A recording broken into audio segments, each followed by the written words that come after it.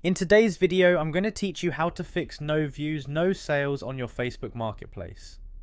Alright, so I'm starting by going to Facebook, and once everything loads, I'm making sure I'm logged into my account and on the main home screen.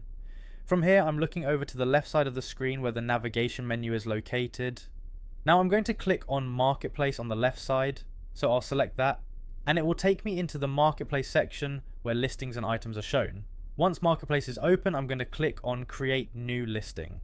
So I'll go ahead and select that option, and this brings me into the area where I can manage or create listings tied to my account. At this point, I'm going to click on Your Listing. So I'll open that section and it will display the items that I currently have listed on Marketplace. Now I'm going to click on Manage Listing. So I'll select that and this will take me to a page where I can see and control all of my active listings in one place. Once I'm inside the listings management area, I'm going to select an item. So I'll scroll through the list if needed and click on the specific listing that I want to improve, especially one that hasn't been getting views or sales.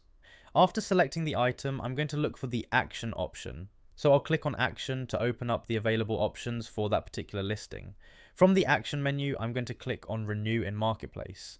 So I'll choose that option and this will refresh or renew the listing, helping it become more visible again to potential buyers.